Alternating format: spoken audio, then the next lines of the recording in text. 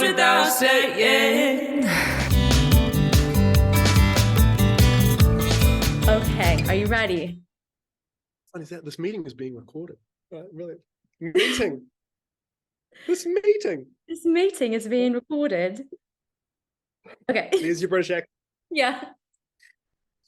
We didn't even make it 2 seconds and you've already gone into accents. It's what I do best. That's all I got. Okay, ready? I'm so excited for this intro. It's gonna be great. Ow, okay. Okay. Hello, everybody, and welcome to the It Goes Without Saying podcast. It is your host, Cass, here. And today, ladies and gentlemen, I have a wonderful guest. He's a part-time student, a karaoke enthusiast, professional kitchen dancer, and stand-up comedian. He looks like a Ken, but has the heart of an Allen. He's all the way from Auckland, New Zealand. It's Oliver Mills. It's the nicest thing anyone said to me all week. Thank you so much. Was the Ken looks heart of an Allen? Was that the? You thought that was going to be offensive? It ain't offensive at all. Okay, so some guys are getting offended by Allen, and I'm like, well, obviously you're a Ken. No, but some guys are offended by the existence of that movie. So let's just not listen to those guys. Not the same, yeah. But I was like, perfect. We trust. In Greta Gerwig, we trust. Literally, if she could just write my life, it'd be fine. She could film actors coughing for an hour and a half, and I'd be like, this is fine. This is cinema. This is perfection, and that's this is what we needed. Yeah, this was the gap in the market. 2 seconds in, we're already off topic. This podcast is going to be all over the place. It's going to be the best one yet. There's no topic. There can't ever be a topic. That's true. That's true. All right. Well, what we are here to talk about is mental health, depression, anything the wind takes us, anything, anywhere the wind takes us. Oliver, thanks for being here. Thanks for having me. So great. Pleasure, Cass. Well, I found you. I didn't find you, actually. Someone sent me to you, and then I found you after that. But you talk about, you do a lot of things on social media, but you talk openly about your mental health struggles. And how terrifying. It's not terrifying at all. I think it's fabulous, and I think more people need to do it. So tell me about them. It's tell me about, oh God. I didn't mean to blow up on TikTok. I was singing in the car, sending videos of myself singing in the car to my friends, my boys group chat, my Dungeons and Dragons group chat for a whole year. Perfect. Dungeons is the most manly thing about me, by the way. For a whole year, I was sending these videos to myself singing in the car, and one of them said, "Put this on TikTok." And we decided either they blow up or I get no views, and both are equally funny. So we'll do that. And it blew up, and like a month and a half in, I had like 150,000 followers.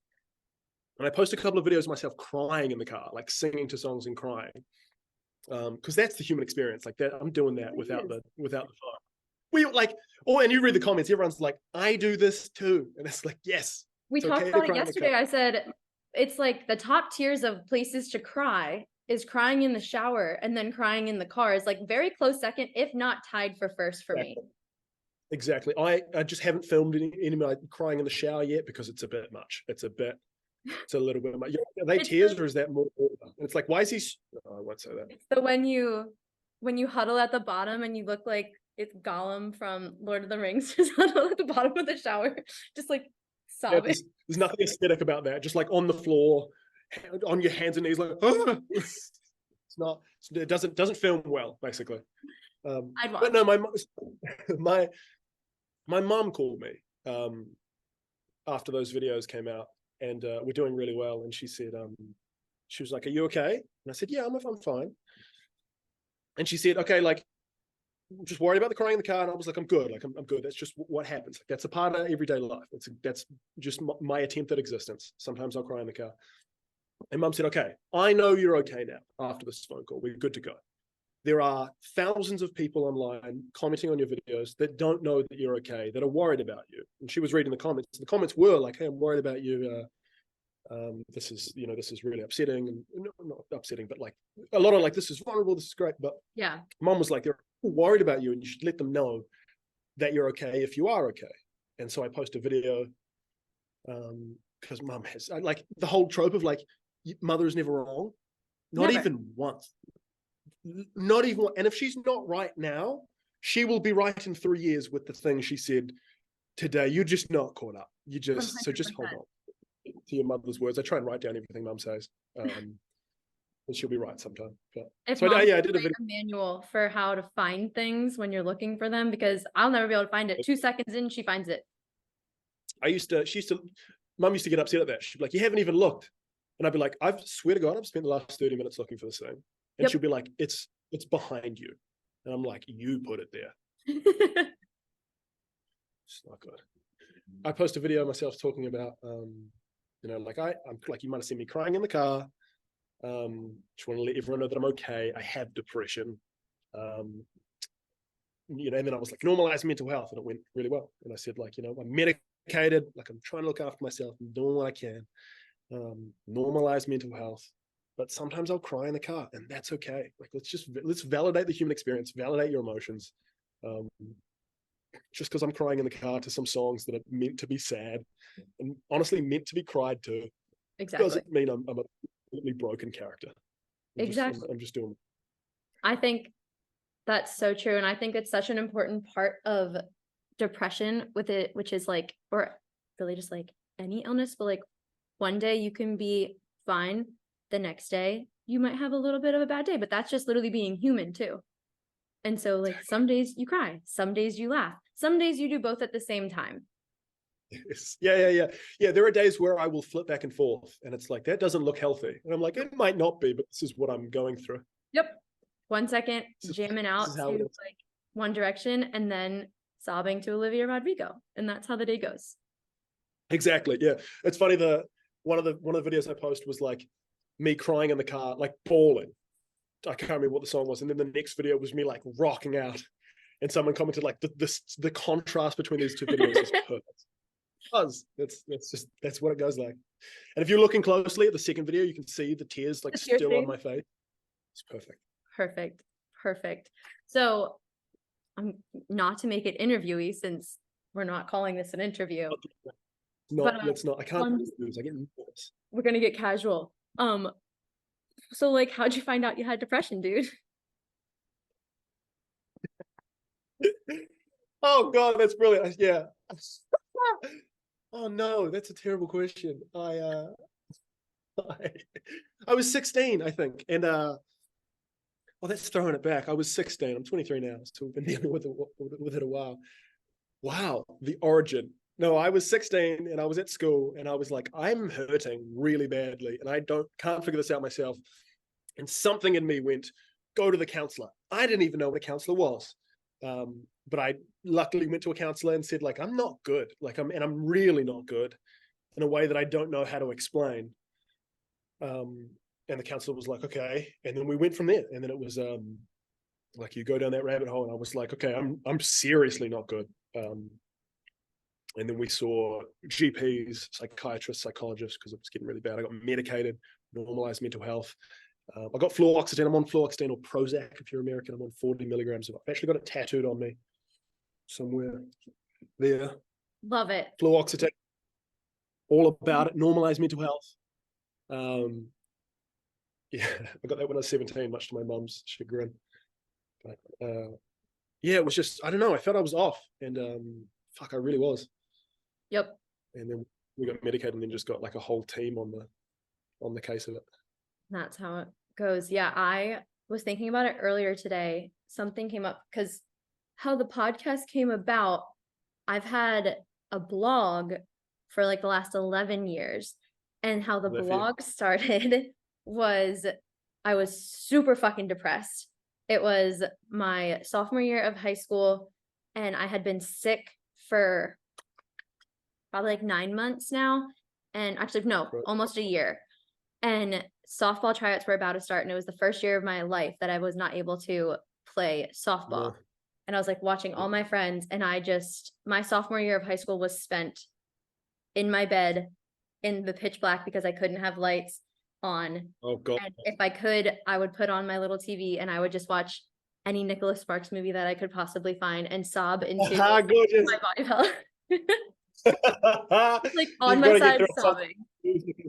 I love that. Yeah, it was great. Yeah. And I don't remember anything else from sophomore year of high school except for that experience and existence. But my sister was like, you are really depressed. You need to do something. And I think writing about it. Essentially, it started as like my diary. It was called the Lyme Diary.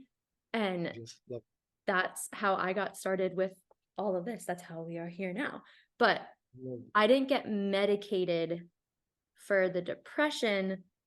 I got medicated years later for like the anxiety, but it was Lexapro. So it's also for depression. Yeah, but for sure. Life-changing. Life-changing. Life-changing. So glad. I'm so glad. Imagine if medicine worked. Thank God. That's awesome. Yeah. Damn. It's crazy. And then I've been off Lexapro probably for like 4 years. I don't take anything anymore, which is not for everyone. Definitely people should be medicated. Good statement. Yeah, great statements. If you need to be medicated, be medicated. But for me, it ended up like I don't really know how I did it, but I did it. And I have my toolkit that I use because I have been in therapy I've been in therapy probably for like 15 years off and on. Different therapists. Yeah. Same or different? Do you have a set therapist now? So I had different therapists. I was with one. I actually just broke up with my old therapist. It was I felt so bad. Yeah, I didn't tell her like really that I was breaking up with her, but I did break up with her. I was just like, oh, I can't come see you for a little while. It's a type of companionship, like it's a strange type of companionship. Yeah, and How long? But she so when I was periodically paralyzed, dropping it in, I background music like I start seeing a therapist that specialized in conversion disorder. That's what someone said I had, which is essentially your body's way of manifesting anxiety is just like weird shit happens. So like they gave me an example of this woman who like she went blind. They ran all the tests, nothing was actually wrong with her vision, but she could not see anything. And it ended up like once they started treating her more with like anxiety and that kind of stuff, it got better. Yeah, so that's what I was originally like. They couldn't figure out anything else for why I was paralyzed, so they diagnosed me with the conversion disorder. In the end, I really think it was just my Lyme disease stuff, but I think it was a combo from the anxiety and stuff, and then the Lyme. But that was when I first got put on Lexapro, and just like changed the game. I got put on Lexapro and I started medical marijuana at the same time. No way! How'd you find that? It's legal here. Are we allowed to talk about it? Because it's not legal. I talk about it. Yeah. What's it like? How did you find it? Seriously? No, yeah. So I literally, you just go and you're like, I have anxiety, I have depression. And they're like, sign the thing. But, so I started using it because I also didn't sleep. I had horrible. And so I was like a bat. I was like nocturnal. So I didn't go to sleep until like 4 o'clock in the morning. And then I would wake up like afternoon sometime and like and then I would just like lay down or sleep all day. And that was really bad. Start to realize how like, damn, the sun's quite good for you. Like you go outside for a bit. Like I feel better. Probably the sun. It's probably the sun. Vitamin D. Probably the sun. Yeah. Yeah, they've got a word for it. Vitamin D. It's nice. It's good. It's vitamin D deficiency is real. So I started the medical marijuana and I finally started sleeping. Hell yeah. But real sleep. So I think that's something that like is so just like kind of brushed over is like depression. Everyone talks about you sleep all the time. It's not a restful sleep. At least not for me. Like you don't wake up like, yes, I am invigorated. You wake up and you're like, I just need to sleep more. I'm so tired. Yeah. It's like resting, right? It's like, okay, that was a rest. Oh no, yeah, but the sleep one's horrific, eh? Like even if you're medicated for sleep, I had sleeping pills for a while just because I couldn't sleep. Yep. It's sedation. It's not sleep, it's sedation. And so you wake up and like it's like coming out of surgery. Yeah. And you don't feel rested throughout the day, which is not at all. And then you start using coffee, and not shading you for drinking the coffee you're literally drinking right now, but I like coffee, caffeine, and all kinds of things, which then you find out are like, oh, that could be hurting me. So I have not had caffeine in 3 years, but I love coffee, so I am a decaf girly, which is caffeine in 3 years. Congratulations. Thank you. Tea? Do you go tea? I am a tea girl. I do matcha. I am addicted to matcha lattes. And fiend? What do you mean? Well, Did you say caffeine or coffee free? Okay, no, caffeine free, but matcha doesn't have as much caffeine as coffee does. It has, is that right? Yeah, it's like minuscule amounts. And at least for me. So if I have a cup of coffee, like caffeinated coffee, the heart palpitations, I cannot breathe, and I'm like shaking all over, and everything just gets bad. Yeah, of course. So the caffeine isn't for me, but I used to be a minimum 3 cups a day coffee girl, full caffeine. That's my third, I think. Yeah, because I couldn't get through the day because I was just so tired all the time. And it's just not sleeping, waking up, 3 cups of coffee, existing through a day, not sleeping again. Exactly. You're not seeing the sun. Like, this is a great cycle to exist in, I think. Really, it's like a wonder how you don't get out of it. Just exactly. Yeah. There's no way you come out of that.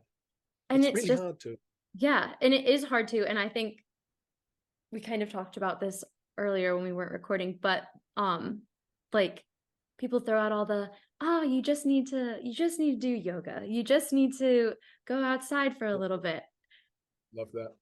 Yeah, what if I could? But I can't get out of bed today. Exactly. That was something it was like, yeah, sometimes I'm just gonna survive the day. And what my therapist had, one of my favorite lines he's ever said, I've ever heard in therapy, was him saying, like, sometimes surviving is enough. Yep.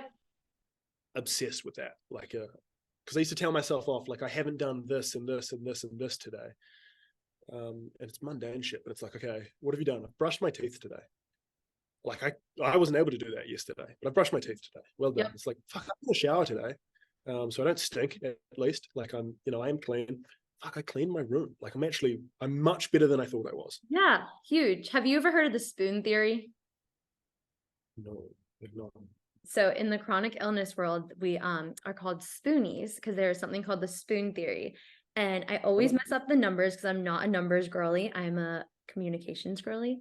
Oh, yeah. So really, I'm shocked. Just I could tell you weren't numbers. Communications is. I kind of am offended.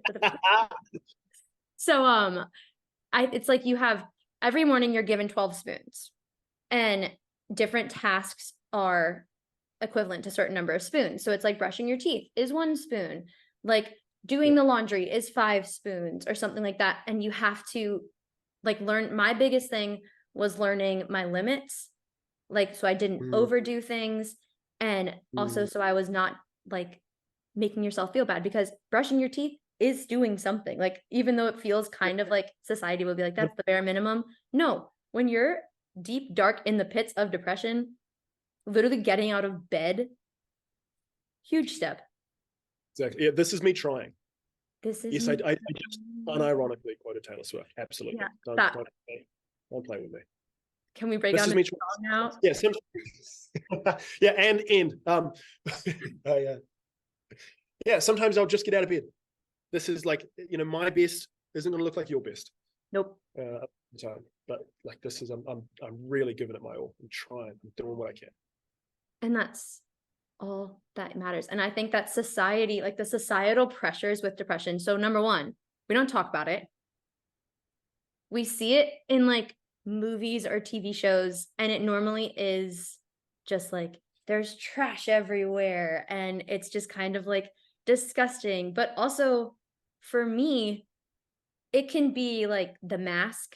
So I'll be like out doing, you go out, you're doing things, and you're smiling, you look like you're having fun, but like internally you're just like dying. Absolutely. Yeah, absolutely. And like you're at a party and sneaking away to the bathroom to just have a breath by yourself. yep. Yep. I'm okay. I'm doing that. It's like Gotta the get through this. instantaneous, I could make my face, like you have this and then it just like drops and it's like, whoa. Do you what are your favorite? I like I thought the Perks of Being a Wallflower did that quite well. The ending scenes especially. Yes. Where he's like freaking out the room. It's like, yeah, that's what it is. That's what it is. Like Yep. everything's too much. I can't move. I can't do anything.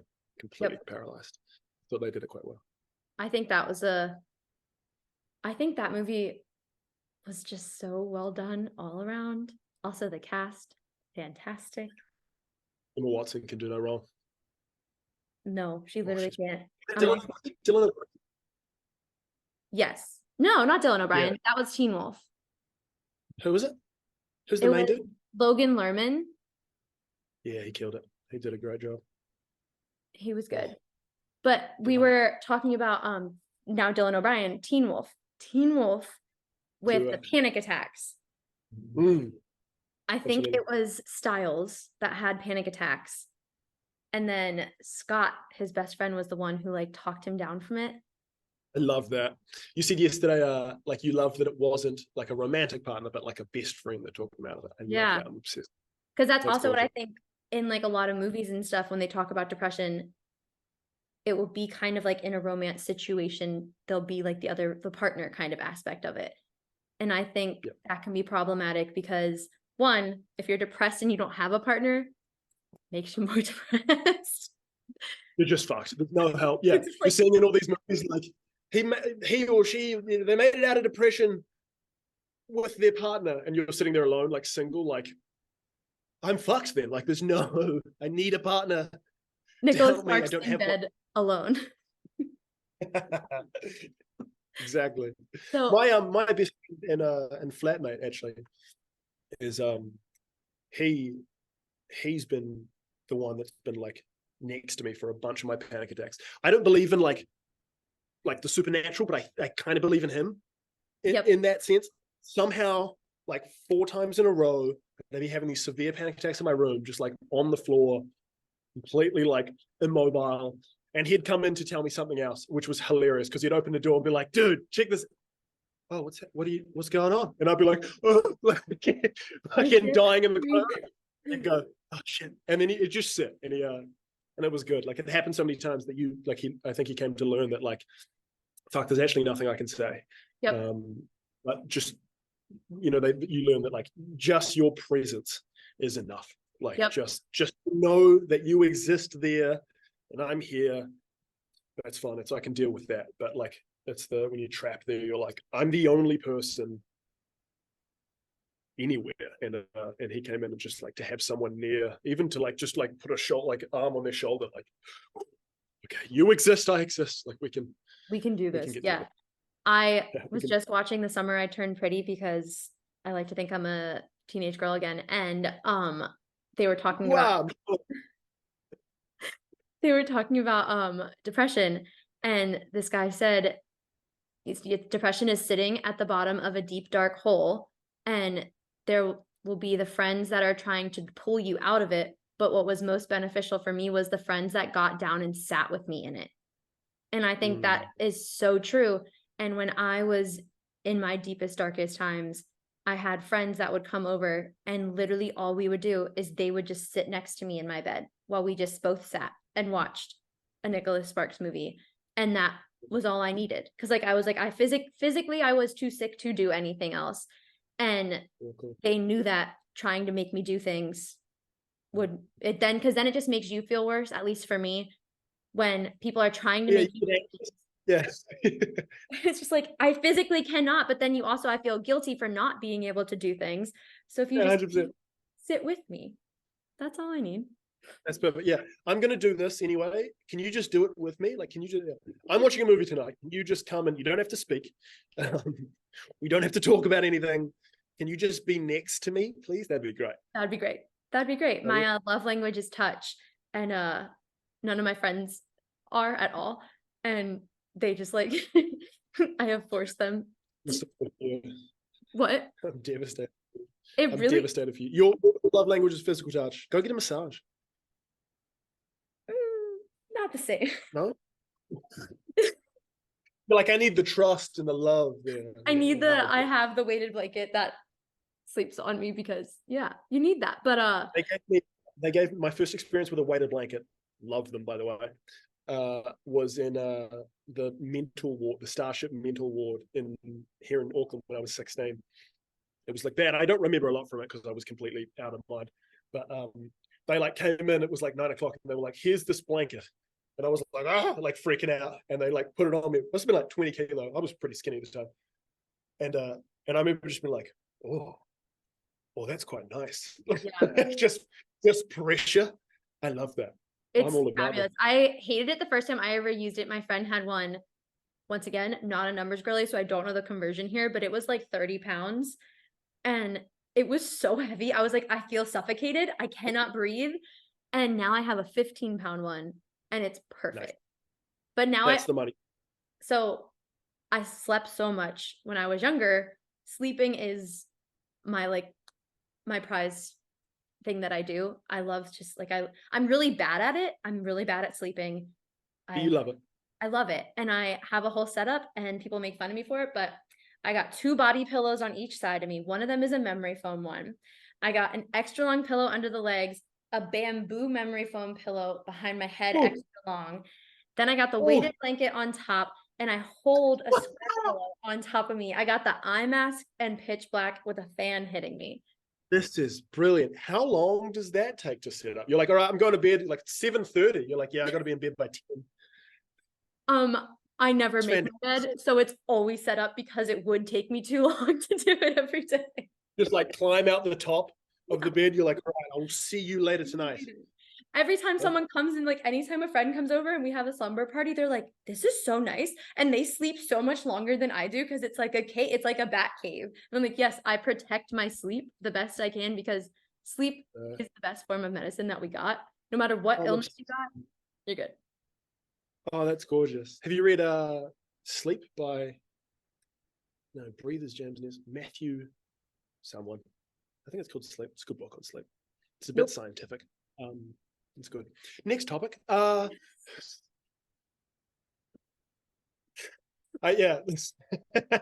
bring something up and then realize like I actually don't know anything about this. I will read it. Send me the link. I'm in. Yeah, I'll send it to you. I think I might have it. I'll send it to you. It's probably underneath your laptop right now.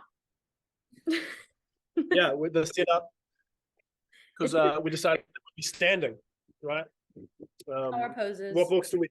We've got The Count of Monte Cristo by Alexandre Dumas, a beautiful hard copper copy that I found in some op shop. The Lies of Locke in the Moor by Scott Lynch. My sister gave that to me for my birthday when I was 17. Selected essays of Gore Vidal, pretty good. And then what I'm reading at the moment, Cultural Amnesia by Clive James. Phenomenal book, beautiful, hilarious author. Sound way more intelligent than the books that I have. I read just books. They're just books. Romance girly books. But what do you? Oh, so right now hold on, pause.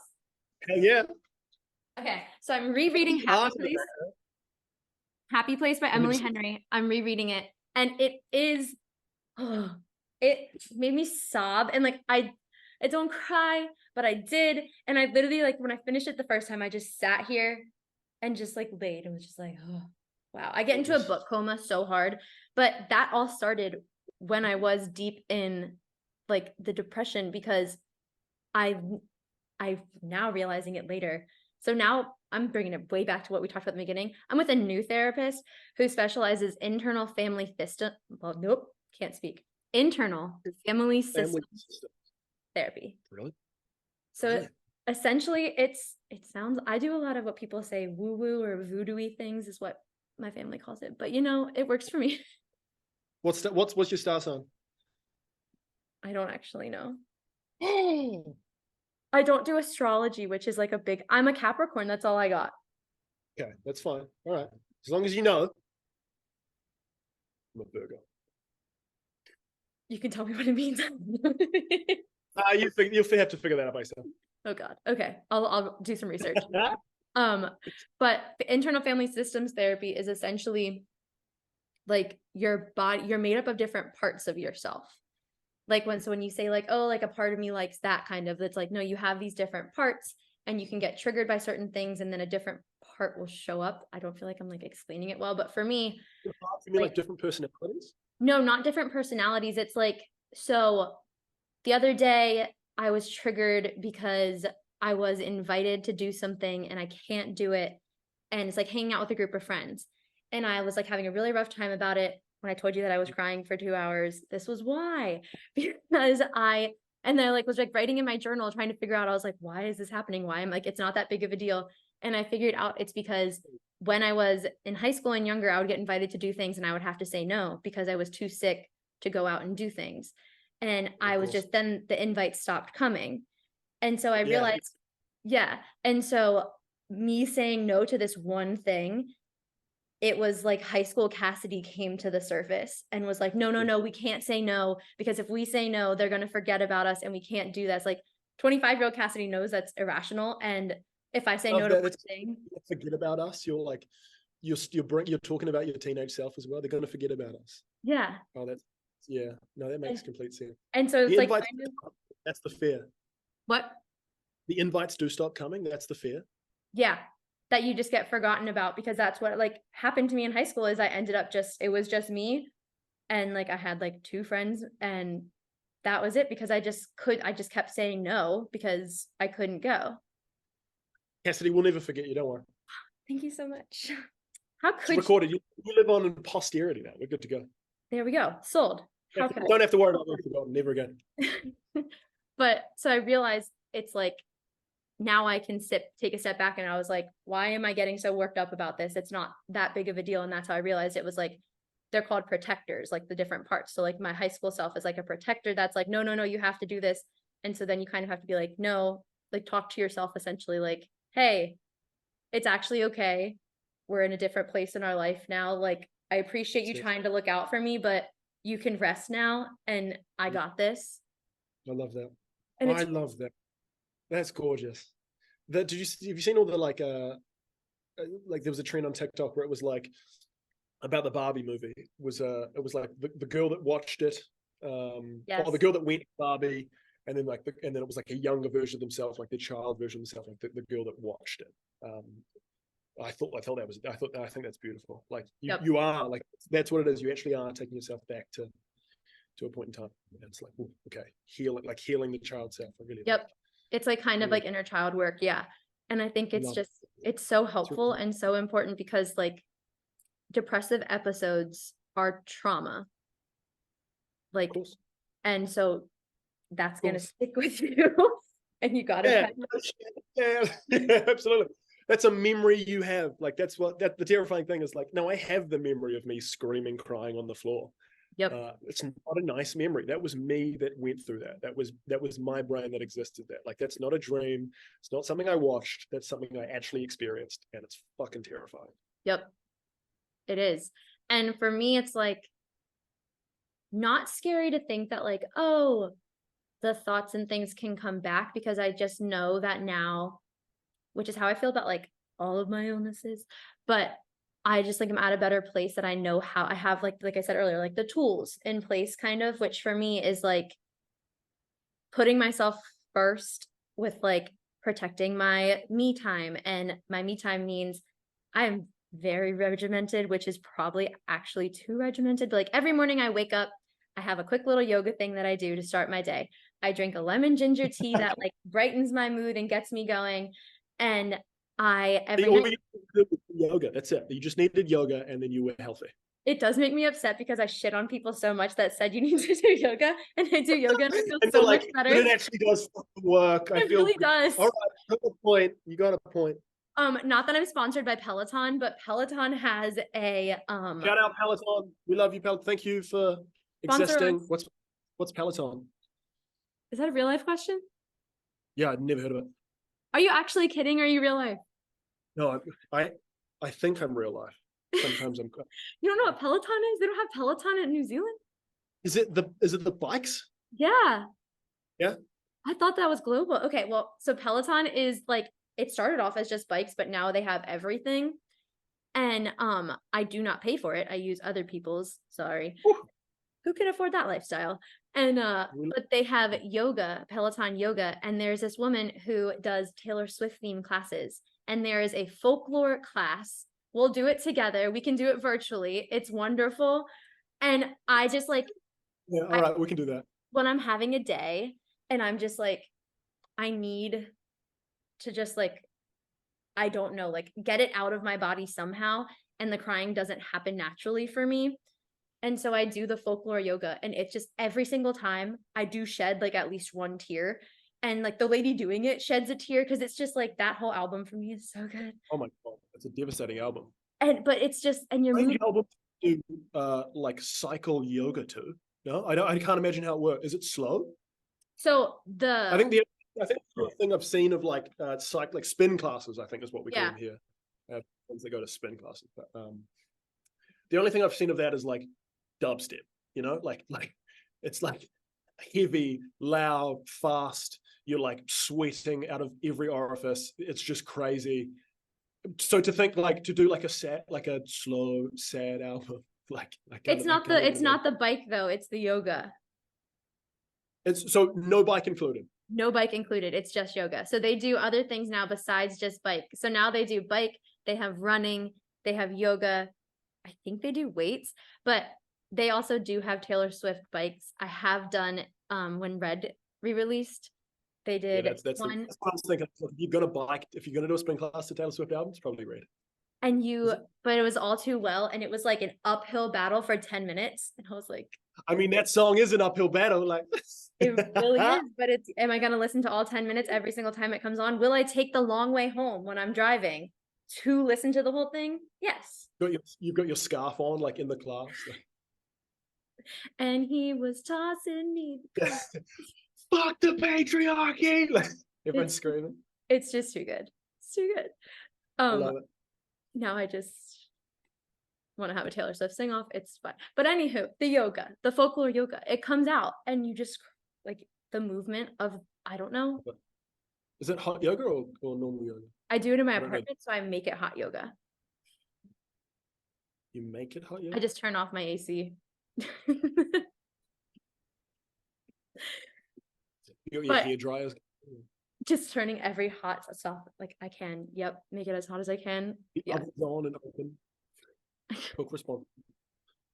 I on the exercise topic, it really is such a fucking shame because that's all people tell you is like, you need to move. When doctors used to tell me that and be like, you should go walk. Or my family would be like, come on. Like my sister was a runner. And so we laugh about it now because like she would be like, come on, run with me. And I'd be like, no. Like I would like yell at her. No, my sister's an author. Yeah, my sister's an author and she wrote a book and it's essentially about me and being sick and stuff. And in the book, she included a snippet of that, like our conversation of that. That's like, the sister's like, come on, let's go for a run. And the little sister's like, fuck you. No, I'm not getting out of my bed. But now I'm the one that's like, I'm a personal trainer. And I like make other people. Are you really? Yeah. I didn't know that. I love it. Yeah. So I had no idea. Doing what? Are you running the folklore? I would. I'm not Really? certified to teach yoga because you have to do thousands of hours of yoga. But if I could, I would. I could lead people through a lifting with yoga. We could run or with yoga, with folklore. Just go live on TikTok. I'll join. Just Go live on TikTok. Do fucking folklore yoga. I mean, it doesn't have to be folklore. Just do Taylor Swift yoga. That'd be brilliant. I'll join. I'll jump in on that. sold. I'm in. I'll make it happen. Brilliant idea. It's a great time. But like moving your body actually does help, which sucks. Because you just like you don't Yeah, it fucking does. I am devastated to realize that exercise is good for you. Like, because sometimes it's sore, but it's not supposed to be easy. Like, it's yeah. But it also yeah, is like you go. I was gonna say like walking is enough, and I yes, yeah, absolutely. You just do what you can. Like, fucking hell, maybe today you got out of bed, that's fine. But like, maybe you're able to go for a walk, get your green minutes in, go stand in in the trees for a bit, touch some grass. And even like walking to your mailbox or something, like that's wonderful, beautiful, but it is really annoying because all the things that people tell you when you are super deep in it to do, they are normally correct. And so once you start doing those things and break that cycle of, I'm just going to stay in bed and cry all day. And hey, you can cry while walking to your mailbox. I have been on walks before when I have just been There's this great story to come out of the flat last year. I went through a really rough breakup that really damaged me. And I was still going to the gym. Like I was like maintaining going to the gym, lifting weights because I love it. Like it's nice. And I went to the gym a couple of times with my mates where I was like, and we joke about it now, but I was crying. Like I was literally like, I'd sit down, do like heavy sets, like shoulder, like pushing it out, and then I'd stand up and go outside and just be like, and then go back in and sit down and like bust out the reps. We love laughing about that now. Like it's I thought that was, I always fucking loved that. Like, I swear this is helping, but I'm still gonna cry. Hey, and you got through it. Yeah, sometimes you cry in the gym. Sometimes you cry in the gym. Hey, one of my old my friend and I, our favorite sayings is sometimes bad bitches do cry. And fuck yeah, we do. Fuck yeah, we do. Myself. You are a bad bitch. Own it. I feel like you can't. I feel like I've done myself a disservice there. I don't know if you can call yourself a bad bitch. Like, I'm not sure if I should be like, I'm a bad. I feel like that's other people are supposed to say you're a bad bitch, right? Is that the point? I just did call you a bad bitch, so now you can call yourself a bad bitch. So there you go. Oh my God, I'm a bad bitch. Like I'm just what I am. Like I didn't mean to be like this. I just woke up this morning a bad bitch. So stop playing with it. Exactly. And once you get, and that's the cure to depression, ladies and gentlemen. Wake up every morning and just say, I'm a bad bitch. You're exactly right. Yeah. Oh, you're depressed? No, you're not. You were a bad bitch. You'd be like, oh my God. Cured. I didn't realize. Yeah. So how did you cure your depression? I just someone online told me I was a bad bitch, and I was like, fuck, I never thought of that, but I actually am. So I stopped being a depressed bitch and started being a bad bitch. You can be both. I think you can be both. I think I am both. So shout out to depressed bad bitches. Tattoo, new one. Love it. Speaking of seeing things online, can we talk about social media and how it feeds into the depression? But then I also want to talk about how it can help the depression, because at least that's what I found. Yeah, please go ahead. I just think, for me personally, I had to miss out on high school, and then college. I tried to go away to college, got extra sick, came home, and then I was home for the rest of my college experience. I went to like our community college and local college near me. And so I lived at home with my parents and my grandparents, and just seeing everyone else living their lives. And then I was still like, it was like purgatory kind of. You're just kind of stuck. And like, one, I was physically stuck because I was paralyzed at times. But two, I was actually just like, there was nothing for me to do. Like there was no one really around for me to hang out with if I felt well enough to hang out with people. So you just watch things online and you're seeing people hanging out without you. You're seeing people getting to go and do these cool things. Like I had so many great plans for my life. I was going to travel every year, every summer break from college. I was going to intern somewhere else, and I was going to figure out what I wanted to do with my life. And I was going to be dating someone. Like, and oh yeah. You're like 18 and you're like, I haven't been to Europe yet. Life is over. I was supposed to go with 17. I didn't go at 17. I'll never get there. Yeah, that's how my brain works. That's how the brain works. It's devastating, isn't it? Yeah. Convincing yourself it's over. It's like you haven't lived a quarter of it. Not even a little bit. And then hold on. God, you'll get there. Yeah. That's how it was for me. Just watching other people was pretty shitty. It's fucking devastating.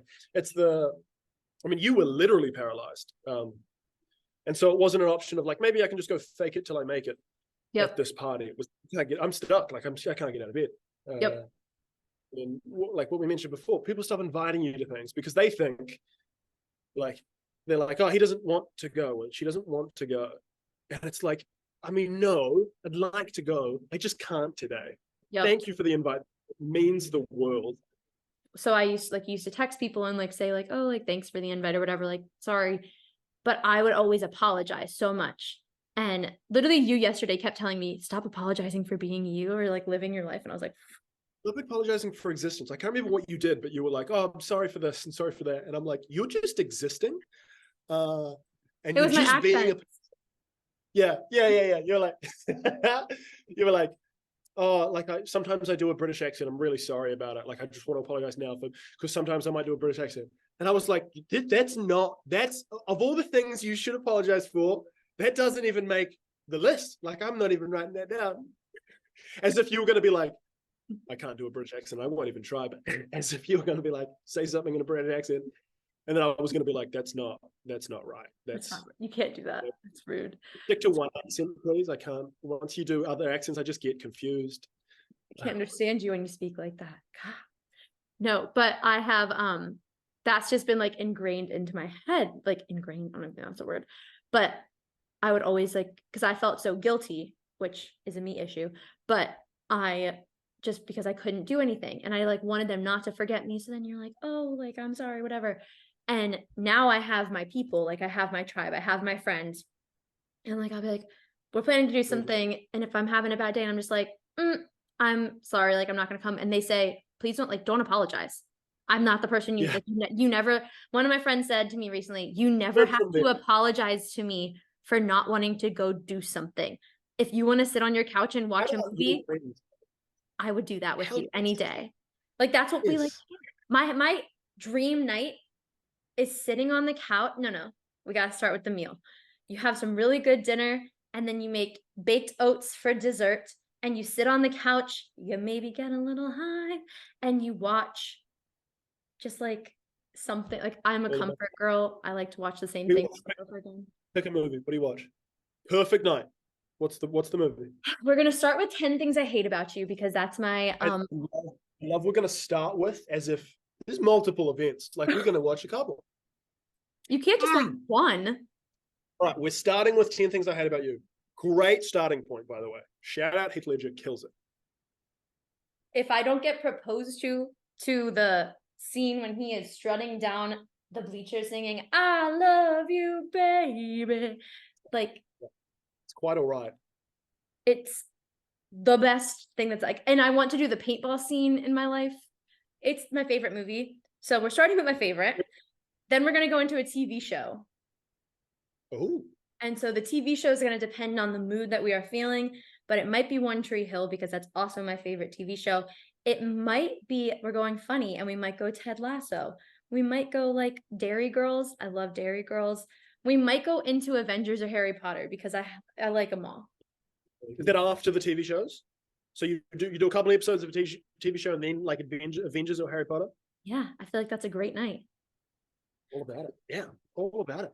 But I feel like I got to throw a musical in there too. So there's probably a musical being thrown in. Probably. I was waiting for it. But, or you know what I actually end up doing? I go to YouTube and I just YouTube the like. So Mamma Mia, you can go on YouTube and just pull up all of the songs, like the videos. Yeah. And good to go. Just put them on. Or if you're gonna do it. Like put on the Mamma Mia movie with the sing along version, you know, because that's what you should be doing. If you watch Mamma Mia without the sing along, I judge you. And then maybe get up off the couch and dance when you need to. Just when you feel like it. If you need to dance, don't apologize for dancing. It's just what we're doing. Or singing, because you have to perform. You got to leave it all on the floor, on the couch, wherever you're at. All the time. People are like, sorry for being dramatic. No, I love drama and I love dramatization. Be dramatic. Done. Sold. I should have been in theater is my biggest regret, but we'll get there eventually. No, I have big theater kid energy, but I was too sick to be in theater, so I couldn't be in theater. And way to bring it back down. So I'm gonna see myself. You're like, yeah, I was too sick. Oh, I'm sorry. I'm a piece of shit. Fuck. Would you have been that? I actually think I probably would have. Yeah, I did when I was in middle school. I was in the theater stuff. Like there were stupid little middle school plays. At one of them I was a wall and I stood there Little like middle school this. plays? I would say stupid little middle school plays. I'm sure it was really meaningful at the time. I was a wall. So I appreciate you, but I was a wall. Sometimes you're a wall. Look, sometimes you're a wall, and it's just But nice I was to a be wall that they could see through and connected. It was really important. Lines? Did you have no lines? You were just a wall. I think I didn't have any lines in that one. Oh. There was one when I did have lines, and I essentially was like Hannah Montana. And I walked out, and you know, in the Hannah Montana movie, she goes, "Hello, New York." That's what I did. How'd you go? Oh, it was great. Standing ovation. Standing ovation. Yeah. No tomatoes, only roses. Only roses. Fabulous. Good. I know. Good for you. So I would have been, but alas, I'm here. But you know, I perform every day. If you're friends with me on Snapchat, I perform for you every day. That's what we do. Just existing. My existence happens to look like a performance. And that's okay with me. Yeah, I'm not trying to give a performance. I'm just trying to exist. Just existing. But my existence should earn an Emmy, maybe. I don't know. Yeah. Look, I'm not saying I'm Viola Davis, but you know. We've never been seen in the same room together at the same time. That's all I'm saying. You bring up Hannah Montana, you're like, yeah. So I might be Viola Davis. I don't want to shout out Viola Davis. Good fucking God. Did you watch How to Get Away with Murder? Yeah, I did. Literally, I haven't seen the whole thing, but yeah, no, she's excellent. She's fun. The way they portrayed like emotions on that show is so good. So good. Except for the alcoholism, using that as a crutch for mental health. Not recommended. It's real. No, yeah, don't recommend that, but it's real. It happens. Yep. Real. It's honest. Well, fucking Viola Davis. Goddamn. Any EGOT. Like, people like an EGOT is fucking insane to get 4 of the. Oh my God. Like, you have to be an artist to get an EGOT. Like, that's the idea, I think. Like, you are just an artist. I'll go for the Emmy and the Oscar. You go for the Grammy and the Tony. And we'll yeah. So we'll team up. We'll just both change our name to the same thing, and so technically we get. I'm all about it. I'm all about Done. it. We can do that. Sold. Wait, what were you got? Emmy and the Grammy? Oscar, and you go for the Grammy and the Tony because you're more musically inclined than me. You can actually carry a tune. That's also probably why I wouldn't have made it in theater, is because I sounded like a dying cat. You could have played a dying cat. I mean, we can find a role. I could have been in the Cats movie. It was essentially dying.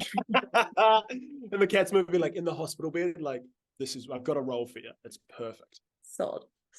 Yeah. Oh my God, you were great in Cats. Like, you know, like I almost believe that's what you sounded like. You're like, yeah, of course. It was great. I did it on purpose. That's the dream. The dream. I feel like we've just talked about movies, but that's what my life is essentially, and that's also because like favorite actor or actress, or I mean, your Mount Rushmore of actors and actresses. Okay, Viola Davis is going to be on there for sure because I think she is the best. Like, there's nothing that she cannot do. This is hard. I feel like Denzel is going to be up there for me as well. Also, has to be. You have to. You're making a list of the greatest of all time. You have to put Denzel Washington. Yeah, like there's just no question about it. One of the greatest of all time. I don't know. I know I'm like, there's too many options that I'm like, and I also, okay. Meryl Streep, I feel like is just cliche to say, but she is fabulous. Yes, there's a reason. I mean, there is no other person, living or dead, that could have played, oh my God. Donna Sheridan. Yeah. I'm so sorry to mess up that name. Yes, there is no person, living or dead, I believe, that could have played that role better. I mean, fuck me, that movie is fantastic. Shout out Anne Hathaway, by the way. Love you, Anne Hathaway. Maybe Anne Hathaway. No, Anne Hathaway. Because she's so good though. Well, sorry, we're going. Ella Enchanted, iconic film, and Anne Hathaway deserves more credits for that film because she got overshadowed by Princess Diaries, which is also fabulous.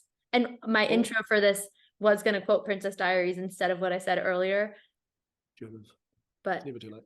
I didn't. But it's okay. Okay, so we have Viola Davis, Denzel Washington, Meryl Streep, Tom Hanks. What the fuck, Cassidy? Tom Hanks. Sure. For sure. Yeah. Done. Great Done. list. Done deal. Great rush. Great Rushmore. What's yours? About it. Oh, I take Meryl Streep and Denzel Washington as well. I think Meryl Streep is phenomenal. I watched Sophie's Choice for the first time the other day. I haven't recovered. Nope. That's a rough one. I had to do that in school. So I had to watch and read Sophie's Choice. Do that. You shouldn't watch that in school. It's too much. Like, well, maybe that's why you should watch it. Oh my God. Like, that's one of those roles where I watched, I mean, the scene, the choice scene, like, fucking hell, I was watching that and I was all I could think was like, I don't know how you recover from that. Like, I actually don't know how you perform that. Yep. Because you watch, she's not acting here. And that's the point. Like, that's why she's the best. She's actually existing in that. Yep. And yeah, I just can't imagine how you recover from how long it would take you to recover from actually putting your brain in that state. Meryl Streep. Yeah. Washington, one of the greatest of all time. He's just so broad. Like, he's so, oh my God, I could talk for hours about Denzel Washington. And he's a great dude. Like, he's fucking awesome, wonderful family man, speaks excellently, has never turned in a bad performance. It's great in Fences, like phenomenal on the stage show Fences as well. Yeah. I take Daniel Day-Lewis, another cliche, but not cliche. It's Daniel Day-Lewis. No, I do think he's the best. I do think he's the best, and I want Robin Williams as well. You didn't say we could choose dead people.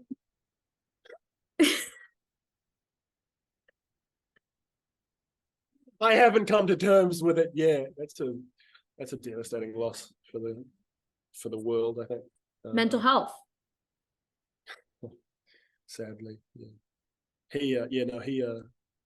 I watched August Rush again the other night. I hadn't seen it since I was a kid. That movie is so good. He freaked me out in that movie though, but that movie is. That's what I'm saying. I forgot he was scary. Yeah, he's I forgot scary. Then I forgot I mean, Leon Thomas III as well is in it. Who plays Andre on Victorious, probably where he's most well known now. And now Leon Thomas III is a producer. He produced some of Drake's songs. He's a legitimate, like, fucking world-class producer. And he's the man. And he's an incredibly talented artist. Yeah, he's in it. Yeah, that movie's perfect. But yeah, no, Robin Williams, I think I mean, Dead Poets Society and Good Will Hunting are amongst my favorite movies of all time. Yep. I recently introduced my nephew to Night at the Museum. Gorgeous. With him. Gorgeous. He's just fabulous. Yeah, he is fabulous. Dead Poets Society is another one that, like, I think would be really hard to play. Yep. It'd be insanely difficult to act, and I think he just knocked it out of the park. I think something that people, like you were talking about with the Sophie's Choice thing with actors, I listened to a podcast about my favorite TV show, One Tree Hill, and they rewatch the podcast and talk about it, and they talk about how hard it is, like, doing emotional scenes and stuff, because you're doing them for hours. Like, you have to sit there because you have to take so many takes, and how, like, your body can't realize that you're faking it, because you have to create those emotions in order for it to look real. So you are putting yourself through these things and, like, getting out of it, which I think about, like we talked about Heath Ledger, like, your body is going through those things. And if you don't have the right tools and things in place to, like, bring your nervous system back down. Yeah, you have to have someone watching you. Like, yeah, you have to have someone actually, like, if you're going to do that part, you need to have someone, like, watching you to make sure that you, like, actually do come out of it. Support system. It's terrifying. No, I can't even imagine those some of those fucking performances though, like, oh God. Daniel Day-Lewis was Lincoln for like 2 years, became Lincoln, to the point where like apparently he said he was having dreams where he was Lincoln, like he believed himself for a while was Lincoln. Like, What about Austin Butler being Elvis with the voice change? crazy. Yeah, he turned in a great performance. Did a really great job, but that was so strange. Like He turned in a great performance. Yeah, I mean, I like the voice. Fucking people are like, go back to your normal voice. It's like that might be his voice for it. It was pretty sexy. I'm not gonna lie. He's great. It was a good performance. It was really, really good performance. Great performance. Yeah, I don't know about that. Now I want to watch Elvis, but it's too long. Sidetracked again. We were talking about. There's no such thing as sidetrack because we're just going with it. I got it. We're just having a conversation. Having a conversation, love. It's going lovely. Having a conversation. It's no topic. I can't do accents. That's my biggest thing is I can't do accents. Can you try an American accent? No, I won't even dare, out of fear of what it might become. I can't do a New Zealand accent, so we'll settle that. Go. I've been breaking out my my Scottish. I forgot, I fucked it up. My Scottish Irish accent a little bit then. Irish, yeah. Well, Irish. You fully American or are you Scottish? Are you Irish? I'm just plain old boring American. Not boring. She's so intelligent. It's American. I was really upset when I was a kid when I found out I wasn't Italian because my family eats a lot of Italian food. So I just assumed that whatever you eat means that that's what you are. And then I found out I wasn't Italian and I was actually very upset. You are what you eat. That's really cute. You are what you eat. You're like, we have pasta a lot. Are we Italian? No. I'm not kidding. That was a question I asked. I said, we eat spaghetti a lot. Does that mean we're Italian? They were like, I think in school I wrote I was Italian. My mom like got my homework and was like, we're not Italian. That's so cute. I was upset. It's fine. I'm gonna get over it someday. I haven't got it. Yeah. You're still putting it in like the census. Like, no, I'm not. That's all I eat, but I'm not. Never even been to Italy. God damn it. You're not wrong. You're not wrong. I'll get there one day. That was gonna be one of my study abroads in college, but no, alas. Too sick. I'll go in. What? You were too sick. I was too sick. Couldn't be in theater. Couldn't go to Italy. There's plenty of time. There's plenty of time. Hopping on a plane tomorrow. I'm out. Wouldn't that be nice? It would be lovely.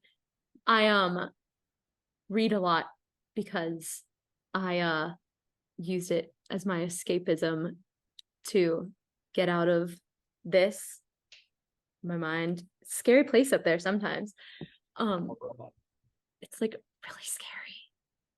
It's a shame that you like can't leave it, you know? It really is, because even when you sleep, you're still in it, and that's when it gets worse. You go on vacation, you're like, I thought I'd be different, but I'm the same person, just in a different location. Different location. So when you read or you watch movies, and like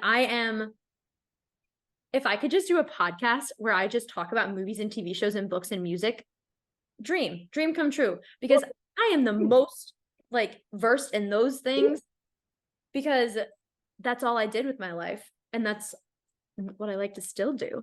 But because you then are somebody else and you can escape into their mind and their struggles and things, and no matter what struggles they're going through, it always ends for them. Your struggles don't end. Are books your favorite form of media? I'm a big book girly. I read, like, when I was in college, which is so crazy to me that it was when I was in college, I would read at least probably 5 books a week. A week? Mm-hmm. It's a lot of books. A lot of books. What kind of books are these? They're not like Zach Power. They're like 80-page. Pause. I'll grab it. Please. Pause. Nice artwork.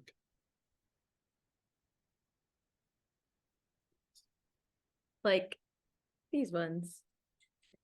Gorgeous. How lovely. I'm plugging this Oh. is my sister's new book. That's your sister's book? It's her new one, yeah. It was the first one on my shelf. Can I buy it somehow? Yeah, it's on Amazon. I'll send you the links. Really? They're really great. But I have the Kindle app, and so I would just read, and I read very fast.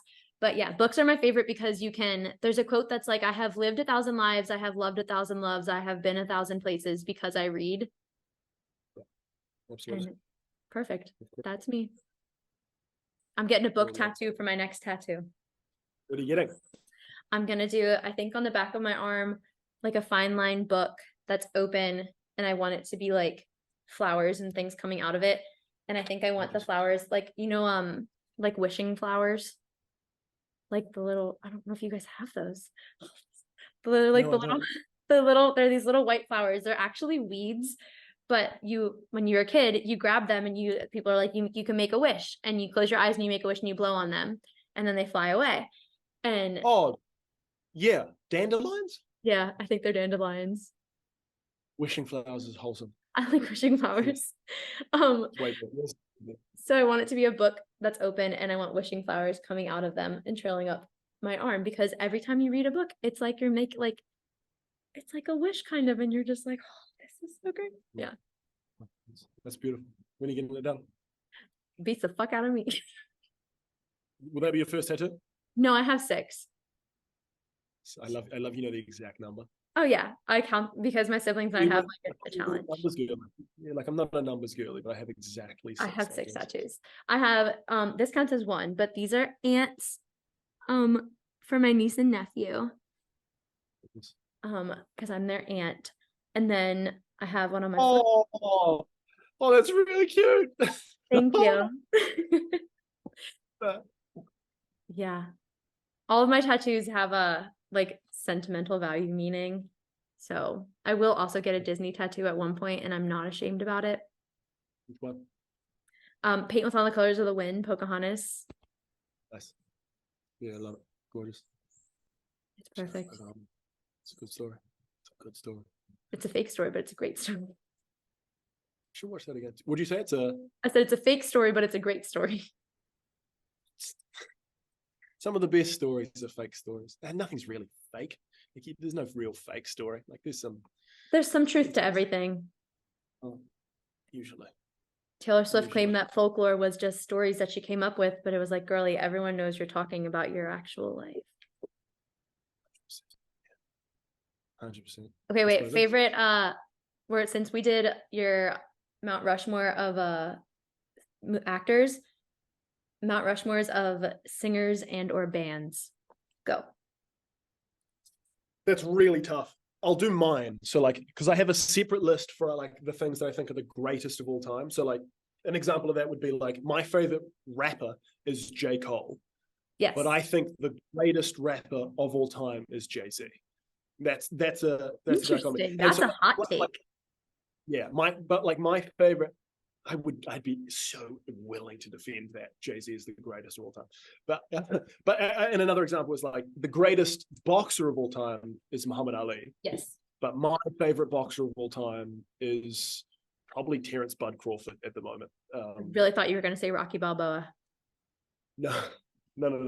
Or like maybe like Jack Dempsey, just someone, or Roberto Duran. Like there is a difference between like when I'm saying my favorite, I don't mean that I believe that they are the best ever. That being said, favorite bands, artists, and or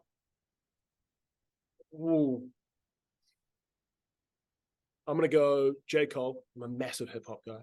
J. Cole, I think he's a phenomenal artist. This is so hard. Can I pull up my I'm gonna pull up my Spotify. Here. What if I just said no? You can say no. You're allowed to say no. Would you like to say no? No, you can do whatever you want. All right.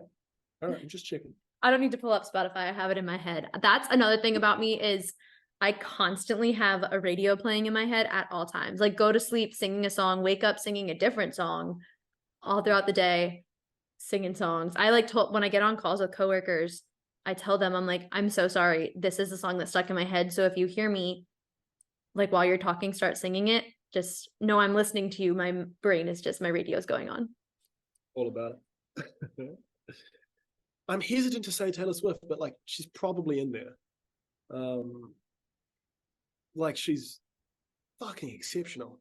I agree. I don't think Taylor Swift is the best singer by any means, but I think her lyricism, Oh, she's top a tier. phenomenal Like if she songwriter. wrote a book, it would be so, so good because her songs and her albums are essentially books. I'll have Taylor Swift. I'll also go Tyler the Creator. Taylor Swift's special to me at the moment as well because like a lot of my followers are Taylor Swift. Girlies and fans, and like I was gonna say you have multiple Taylor Swifts follow you. Yeah. But like a lot of my feeds Taylor Swift because I've been like getting really into it. Like I was late to Taylor Swift. Like I think I listened to her discography for the first time like 2 years ago. Same. And really liked it. It came about because I was talking to a friend and we were talking about like the canon of music genres. And I was like, I haven't really listened to Taylor Swift. And he was like, if you're going to look at pop and then like feminist pop, even like as a genre, Taylor Swift has to be studied because she's the biggest. Like she's fucking enormous. And she's a phenomenal storyteller. So I went through and like listened to her discography and I was like, oh yeah, there's a reason she's massive. It's because she's phenomenal. Like, like her debut album's fucking great. It's really, really good. Yeah, no, exceptional storyteller. Sorry, Taylor Swift.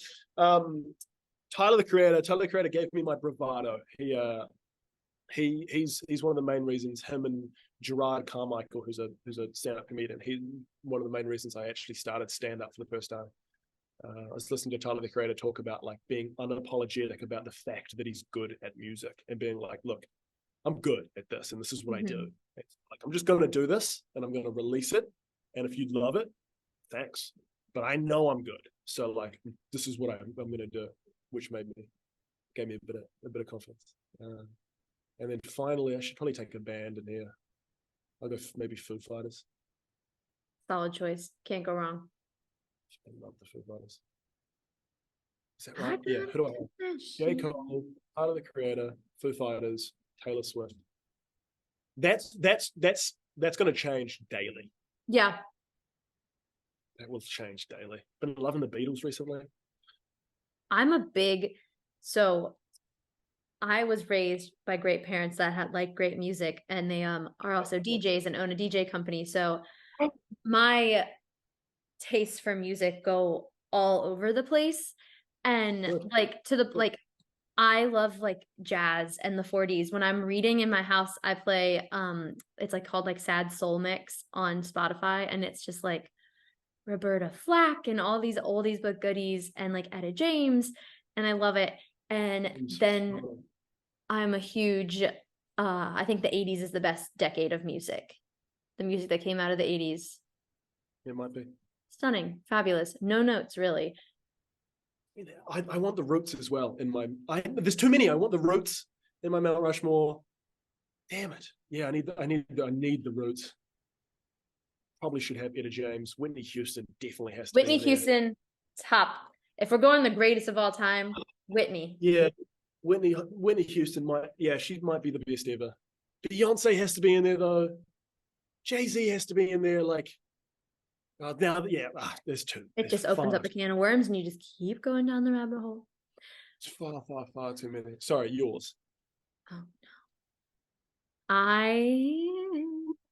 So Whitney Houston, are we doing alive or dead? Because you changed the rules on me for actors. So I think we're going to have to, Whitney Houston, it has to be up there. Greatest voice of all time. Nobody's going to top it. I think, see, my family, we do this all the time, but there's a difference for me with like performers versus like singers. But I'm going to say Bruno Mars is up there for both. Yeah, for sure. Yeah. Do you like Silk Sonic? Yeah. I've seen Bruno Mars in concert twice. If I could have paid to see him again, I would, but they're too fucking expensive. But it's just so good because it's a whole production. Like I'm a huge fan of like actual music. So like when they're actual musicians. So I just saw Ed Sheeran last month and so good and so cool because he's literally just actually playing live the entire time. Like there is no track playing in the background. It is him and his guitar and the piano, and that is it. And it is so cool. And that's what like music is supposed to be. It's actual music. But I got Whitney. What? You listen to Snarky Puppy? It's a jazz band. No. Send it to me. I will. Yeah. Yeah. That's another one of those ones that are like, you cannot believe that people are creating music like this. It's I love it. fucking. I also like music is so cool. Awesome. It makes you feel so many different things, and there's so many different just vibes from like right now I've been really into, it's called Stomp and Holler on Spotify, but it's like Noah Kahn, the Lumineers, Who's Your. It's 26, I can't believe it. Yeah. No, that's brilliant. Do you play? No, that's my one flaw. The only flaw I have. I have a guitar behind me. I don't know how to play it, and well, the issue is I can't. I tried to tune it myself. I watched a video on TikTok. It's so bad. There are tuners online. You can just go like online guitar tuner. I have one. I have like an actual tuner, and it still sounds so bad. So I got this. My dad got me this guitar when I was, I think, in middle school. It's like really. Hold on, I'll get it for you because it's beautiful. But I took lessons for about a month, and I found out that I wasn't going to be able to play Barracuda by heart. And I said, well, what's the point of me learning how to play this instrument if I can't play Barracuda? You mean the dun dun dun dun dun dun dun dun dun. So I think rock is my favorite genre of music for sure. I'm a huge like, I love Zeppelin and Queen. Pink Floyd, yes. Yeah. Greta Van Fleet, have you been loving? Well, okay, pretty. Someone just introduced me to Greta Van Fleet. Yeah, I really do like. Yeah, they're brilliant. The new album's great. That's a pretty guitar. Isn't it beautiful? I taught myself how to play the piano, but I'm a huge music fan, not musically inclined at all. Can't sing. I used to not be able to dance, but now I can dance a little, I think. Good. You have to be able to dance. Yeah. It's just like, I mean, that's all you got. You got to be able to move your hips. Like, that's just the number one. See, and I wasn't able to. I used to not be able to dance, and I think I figured it out. It was because I I had so much arthritis. Because that's what Lyme disease gives you. I literally don't think dancing? Cassidy, you're not dancing. I can't. Like, I'm They're sore. trying to move.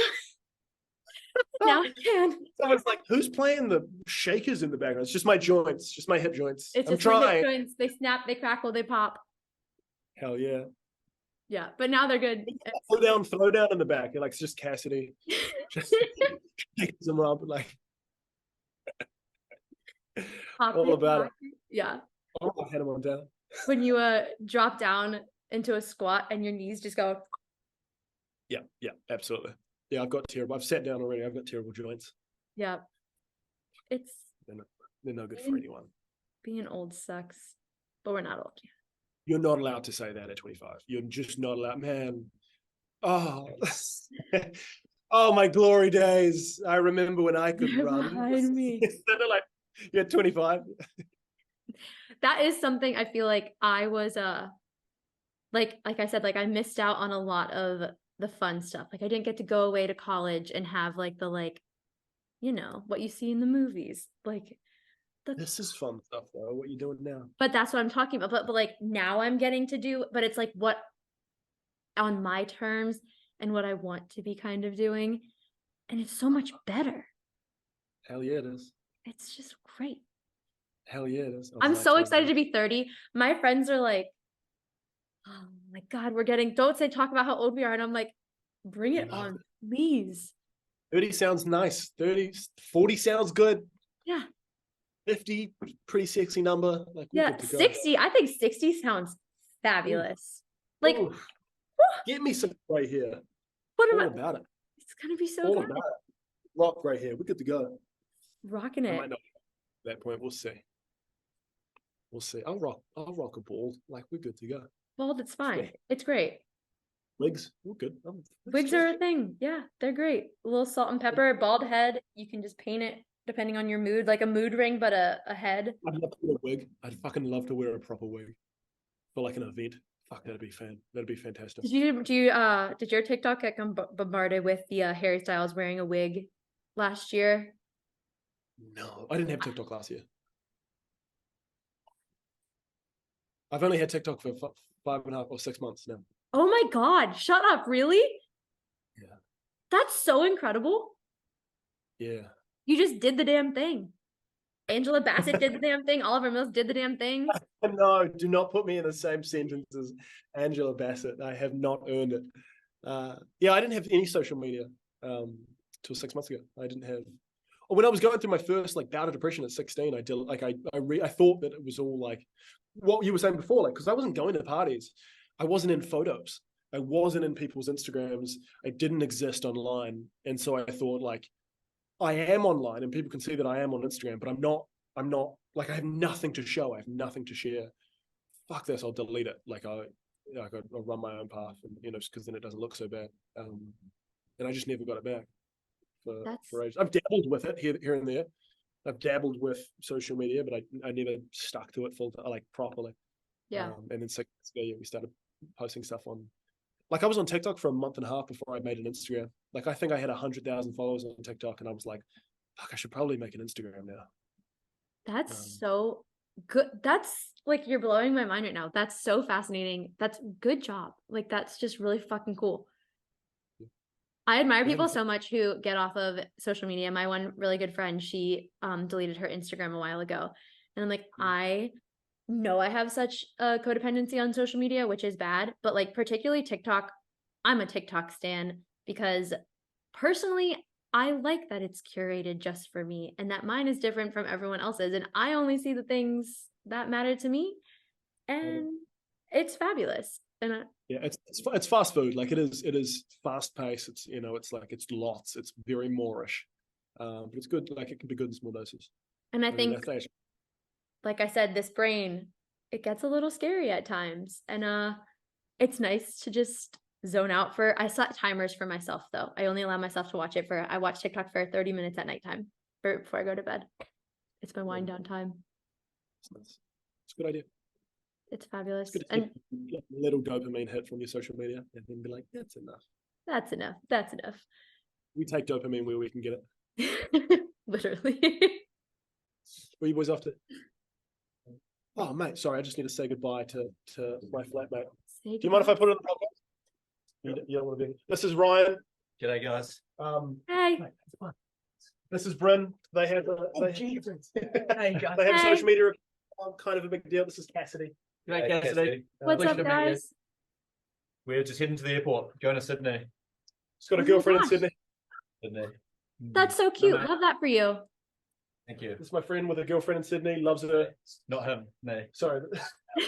No, not a girlfriend in Auckland. Yeah. Love it. His girlfriend's flying all over. All over the place. All right. All right. Okay. What a fun time. Okay. See you around. I'm dropping him off. You guys are so cute. I'll see you later. Hey, nice to meet you. Nice to meet you. Travel safe. Love you. Love Fly you. safe.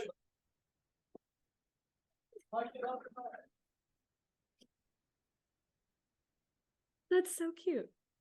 We're very wholesome. We are very wholesome. You guys are. We love 10% masculinity. We love it. Like, Yeah. hug your friends. hug your friends. Hug your friends. I'm not just saying that because physical touch is my love language, but hug your friends. See, I am. Physical touch is my love language, and that's why I say hug your friends. Hug Okay, me. if you're admitting it, I'll admit it. Hug me, please. Hug me all the time.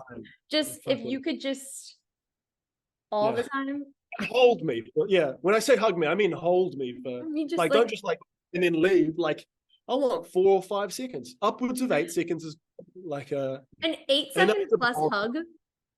Yeah. Done. Day It's made. different. Day. Yeah, it's healing. It That's what really is. like the human body, like people need touch. And I also think that is like the depression cycle is such a cycle also because you isolate yourself, but then like humans need human interaction. Like Yeah, you of course. need to talk to someone, but you also need like the touch aspect of it. Like, Oh, just yeah. hold my hand. That's all I like. If you don't want to hug me, I make all my, like, I hold friends with all of my Don't friends. wanna hug me, hold my hand. I love that. Just touch me, please. Just touch me all You can the literally time. put your hand on my shoulder and it will alleviate so much stress. I love that. All about it. All about it. Yeah. I was anxious and then I was touched. Oh no, sorry. Stop it. Stop it. Don't be. And this is where it takes a turn. Anyway. But it is so good. I'm still on the touch thing. Yep. You're like, oh. We got hugs and I'm like, No, fuck. sorry, I forgot you were there for a second. Sometimes you just like touch your own shoulder. Like, Oh yeah, okay. I sleep like holding myself, and that's all you need. Someone has. But I'm also like, my thing is, if I'm sleeping with someone, I'm a cuddler, but then I don't actually sleep, which Yep. isn't useful. But What do you like, mean? I feel great. I'm being cuddled, but I don't like, I cannot sleep because I'm once This- again like this is enough for me. Yeah. yeah, I'm like, this is fine. I'll just lay here with my eyes open all night long. But I once again, I love sleep. I'm bad at it. So Funny that, huh? doesn't funny work. that. Doesn't work for me. That makes sense. Never too, have. too. I'm not very good at it either. Never been good at sleep. No, nice to literally my entire life, never have I been. We're gonna get personal with each other. I don't tell a lot of people this, and now it's gonna be out there. I slept in my parents' room until I was 10. Okay. That's actually like a lot of people know that about me. But I had night terrors as a kid. And Yeah. I think this brain she's been a little bit, so I actually think that I was born with Lyme disease. And and that this is my theory. And I think my mom gave it to me. I think my mom has it. I think my grandmother had it, and I think my grandmother gave it to my mom. That's my running theory. There's no scientific way to prove that, but that's what I'm going with. Because I always just had weird things as a kid. And like the night terrors aspect of it all, like, just like, how the fuck does that happen? But I would just like wake up screaming, and I would just, like, sprint down the hall, run and jump in my parents' bed. And I literally slept there until I was 10. Yeah. And which is also why I think I like physical touch, because I was cocooned by, yeah, a little safety net. But then I got sick when I was in high school, and I just had insomnia. I had pain insomnia, so I was exhausted, but in too much pain to get comfortable to sleep, because just like my entire body hurt. And so then I would just like lay there, and then I would watch TV, because what else are you gonna do?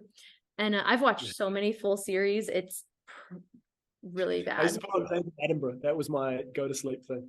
What was it? What show? David Attenborough, the Africa series. That was my go to sleep. Your go-to sleep series. Yeah.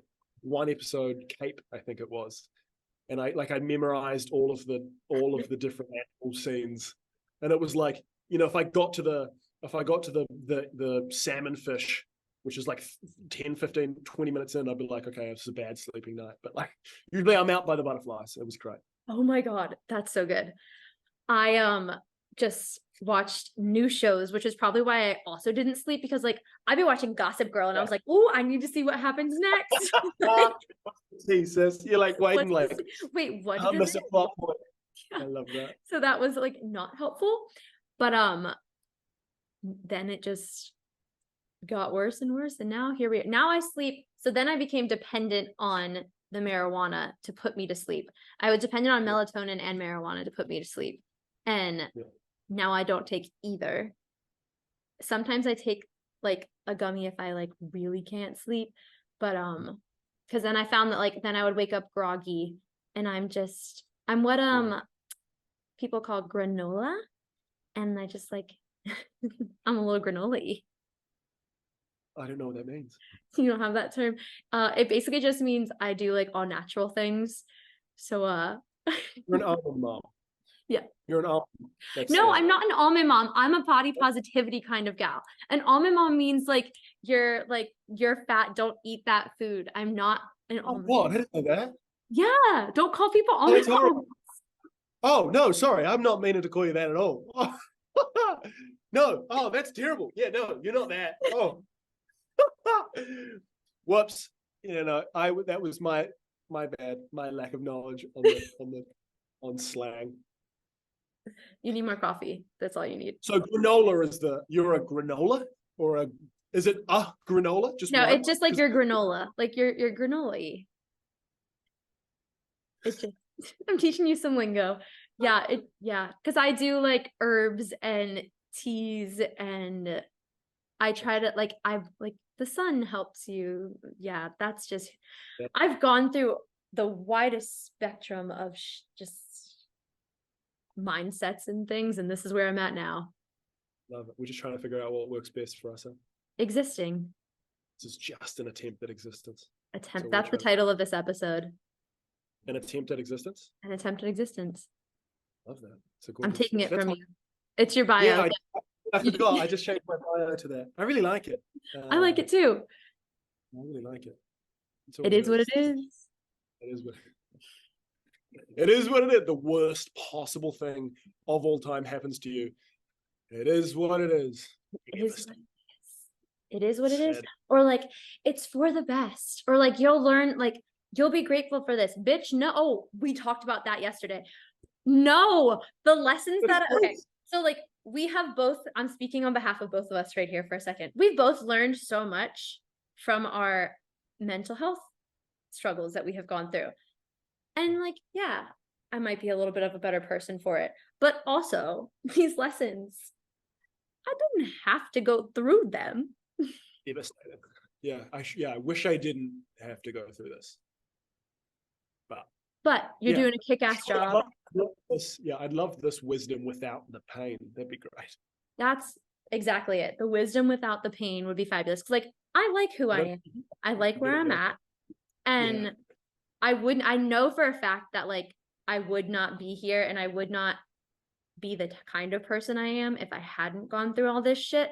So I am grateful for that aspect. But if I didn't have to deal with a lot of the bullshit, would have been great. Yeah, That's just a little less pain in life would have been lovely with the same outcome. Would have been great. Would have been great. But you know what? It happened to us for a reason. It is what it is. Huh? Oh, it hurts all the time. Hurts all the time. All the time. It really does. But yikes. I feel like we're too funny to get deep and dark with it, but it does hurt sometimes. Yeah, it's really painful. It's really, really painful. It is. Fucking sometimes like yeah, I can't I've been struggling to find the words for like so I've been using other people's, but like the words for the pain of depression, because it's the worst thing I've ever experienced. And it's hard to like the worst thing to happen to someone is the worst thing to happen to someone, but it's hard to put in terms like the worst thing that happens to you. But it's like, it's just the most fucking painful thing I've ever gone through. Like I wouldn't, the whole like, I had a joke about this for a while where it's like, I wouldn't wish this on my worst, I couldn't figure it out, but I wouldn't wish this on my worst enemy. And then I was like, no, this is so painful. I'd give this to my best friend just to be rid of it for an hour. Like, Damn. if I could be rid of this I never figured out how to make the joke work, but I always thought it was good. It's that sore. Like I would give this to the person I love most in the world. Yep. Just be rid of it for an hour. If we could trade it, you know, in Harry That's- Potter when they have the Horcrux. Yeah. And they like have to trade it back and forth. If it could just have been a little bit like that so that someone else is able to carry it for a little bit. Please carry my burden. Please That'd be carry my lovely. burden, because it is. Need a Samwise Gamgee. Like I just am desperate for a Samwise Gamgee to carry my burden. Yeah, it's just, it's rough. And I think the biggest thing for me was when I found support and like people didn't really talk about it. And that's why I like do talk about it, I think. And like it's so normalized for like people that know me and my friends and stuff, and I'm not afraid to talk about it. And I've had so many people that have talked to me and been like, I felt this way, but I never knew like how to talk about it. And you've kind of given me the vocabulary, and I think that's so important. And like with your videos, they're so great because like showing people it's okay. Fucking crying on Yeah. camera for the world to see. It's been so like, so I don't freak out much about those videos because it's like the same way I'm like screaming, singing, laughing in the car. I think about the crying. Like this is just the human experience. I get really anxious and really nervous when I post videos mentioning depression, just because that's like the most. And I don't really know why, but it's like that's the most vulnerable thing I do. And so like after I posted one of those videos, I've only done like 4 or 5 or 6. Mhm. Once every time I posted one of those videos, I'm out for the rest of the day at least. Like I'm done. And I'll just sit there and like just be full of anxiety. And it's like it's horrible, it's scary to sit in that, but fucking hell, the messages I get, the comments on those videos are the most wholesome, wonderful. I could not be more grateful. Like I come out and say, like, you know, here's my experience, and then just having people message you and be like, thank you. Like Yep. you like this made me feel seen. I'm in tears reading these, like just absolutely like if you could just like I get one message that is just like, this helped me. And I'm like, Yep. I couldn't imagine doing anything more profound, anything better. This like all this anxiety that I've carried from posting this video is worth it. It's immediately rendered worth it because this helps someone. Like this helped you, saying this helped you. And you know, fucking hell, I had someone message me the other day and say like, your video on medication or mental health like made me reach out to my GP and That's start looking to start medication.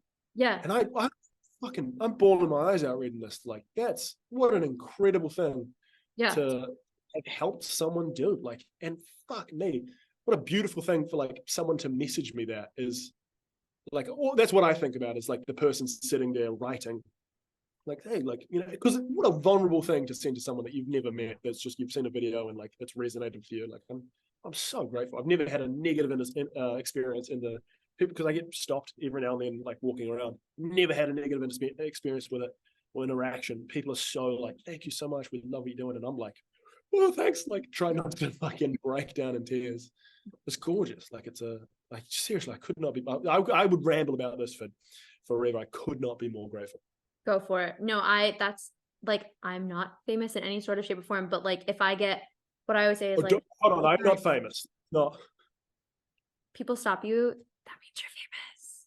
You can like accept it, acknowledge it, speak it into existence. Like you are. So anywho, moving on. You'll accept it one day. But if I always say like, if one person listens to this and it helps them, that's all that I need. Because if I had just one person that like talked to me about this stuff, that would have helped me. And I get people that message me and that would be like, this helped me. Like, I understand. Like I had a friend who listened and was like, I've experienced this and I never knew how to put it into words, and you did. And like, that is what I've gone through. And now I know like the actual like term for it. It was like medical trauma or something.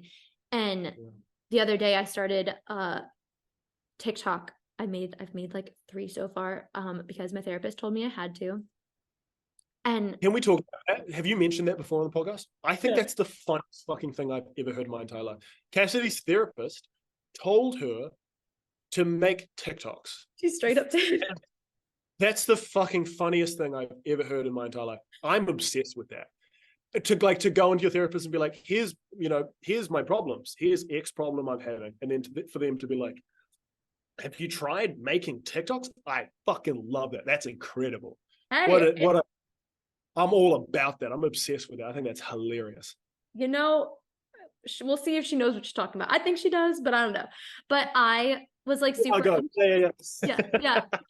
I was super anxious about it, which I was like talking to my friend about it. I was like, I don't know why, because I am so open about everything. Like there's literally not a topic. You could ask me anything and I will answer you. To an extent, it's probably bad because I probably overshare, but it's just who I like. I don't overshare. It's just, you don't have to like, just, you can ask me anything and I'll tell you. That's just who I am. but especially when it comes to like health issues and things like that, because there's such a stigma in this world that we live in that like there's so many things that are taboo, and like just like especially women's health issues are not talked about. And like I have a whole episode on endometriosis, which I was 20, like probably like 20 when I was like first heard about it, and didn't know what it like, had never been taught about it. Like our own bodies were not taught about, which I think is fucking insane. Anywho, And the guys don't. I don't know what the states are like in the education system, but like I never did a class on periods or a lecture on or a slide. Like I didn't see one slideshow about periods until I think my first interaction with like period knowledge or I knew they existed, of course, and I was like, I kind of get it, blood, something like that, but like I had no idea like the cycles or anything. I'm not going to use the terms, I don't know them, but until I went with a girlfriend at the time to get her tampon? IUD. Yeah, I don't want to say IED. No, like no. It's an IUD, an uterine device. Intrauterine device. Yeah. I went with her to get that. Oh my God, that's such a good boyfriend move. But it was fascinating. It was so good. The nurse was lovely. She like sat us down. She was like, "Do you want to come in?" And I was like, I mean, yeah, I asked the girlfriend. I was like, "Does that?" She was like, "Yeah, for sure." Fuck, I'd love to come in. And she basically gave me she was like, "You know all this stuff," to my girlfriend, and was like, gave me the lecture. She was like, "Hey, this is and I'm sitting there like lapping it up, like, "Oh, fuck, no way!" And she's explaining. So this is what. Yeah, I'm sitting like, "This is mental." I'm looking at my girlfriend like, "This is what you live with?" She was like, "Yes, this is what your mother lives like. This is what 50% of the people in your life live with." And I was like, "This is nuts!" Like, fucking. I don't know if you've seen Fleabag. Have you seen Fleabag? No, but it's on my list because I think I will absolutely love it. But I just feel like I have to be in the right mental state for it. Fair enough. Yeah, fair enough. Good luck with it. The first season's completely different. Like they are stark contrast. It's light and day with the first season and second season. But there's this beautiful scene in the second season where she's talking to this woman in business, like this, famed woman in business character, and she's talking about menopause. And like I'd only ever heard about menopause in like jokes, I think, and like very small sections of media where it's like, I get hot and it sucks and it's horrible and it's awful, it's the worst thing ever. And there's this monologue where she talks about menopause and she's like, it is the most wonderful fucking thing in the world. The fuck. And then like, I won't quote it verbatim, but like it's gorgeous. And I don't know how I've gotten here talking about menopause.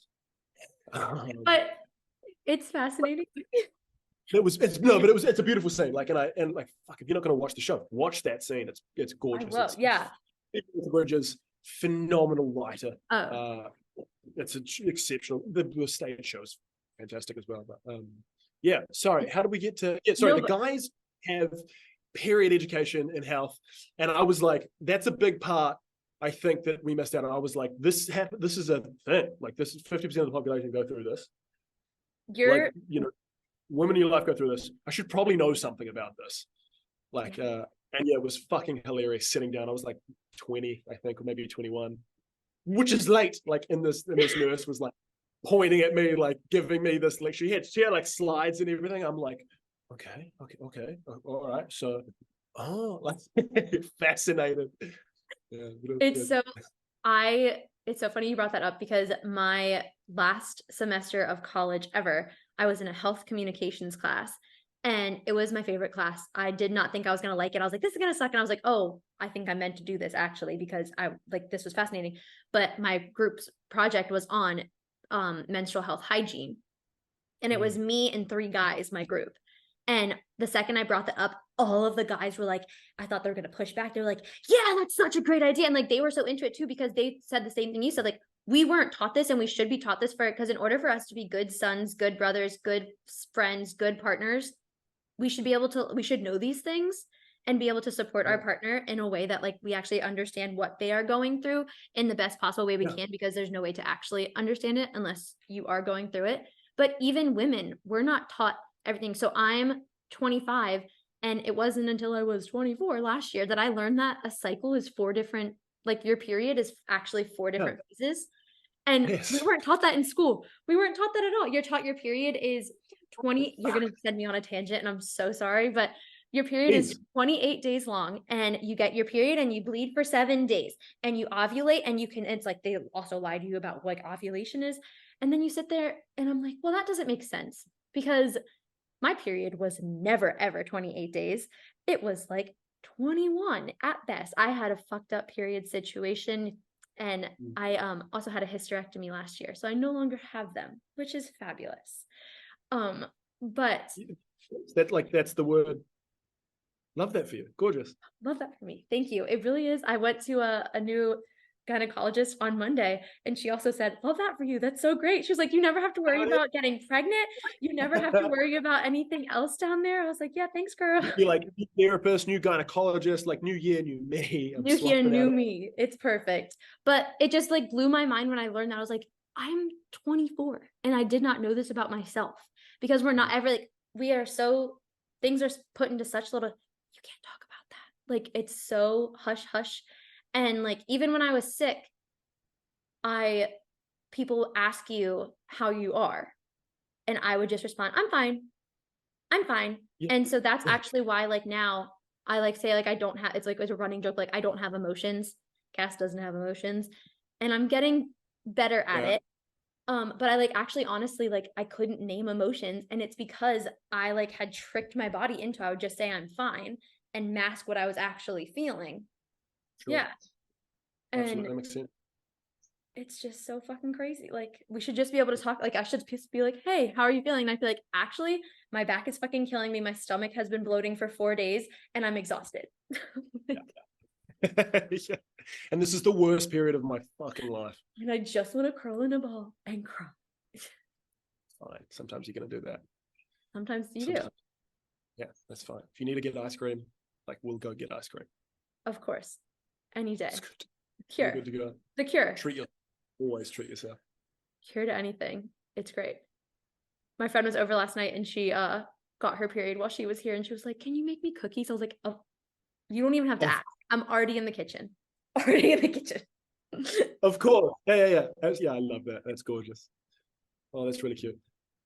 That's what we do. That's really, that's what we do. That's what we do. Oh, yeah. it is. Yeah. This has been great. I love this. This was lovely. Thanks for having me. Do you have an outro?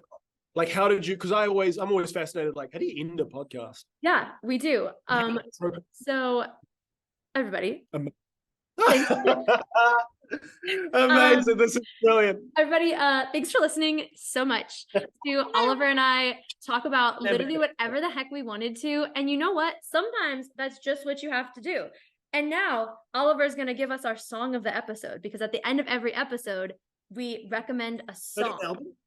You can do an album if you want to. You can do whatever the heck you want. I'd like to do an album. I was thinking about this today. I was thinking about all my favorite albums. I think my favorite album of all time, which is subject to change, but not really, is probably For Your Eyes Only by J. Cole. Okay. I had that. My first car was a Holden Astra, little shitbox that my brother bought for me. It was his car, and he gave it to me when I was 16. And it didn't have an aux or anything, and so I only had CDs, and I fucking loved having CDs. Like, I thought it was a cool way to ingest. Like, I think listening to albums is a great experience. And one of the earliest CDs I got was J. Cole's For Your Eyes Only, and I listened to it back to front multiple times a week, because it was, for a while, it was the only CD I had. Moved on to Jay-Z's 444, which is also a fantastic album, but I think that's my favorite. That might be my favorite album of all time. It's absolutely stunning. There's some like heavy rap songs in there, but then there's also like, there's a song called Folding Clothes, where the chorus is like, I want to fold clothes for you, I want to make you feel good. And it's like, yeah, that's a great line. Baby, what is it? Baby, I want to do the right things. They feel so much better than the wrong things. Like, fucking sick. I love that. But it's also deep, and it's heartfelt, and a story at the end. In the song For Your Eyes Only, it's like an 8-minute story. It's exceptional. Like, it's so heartbreaking.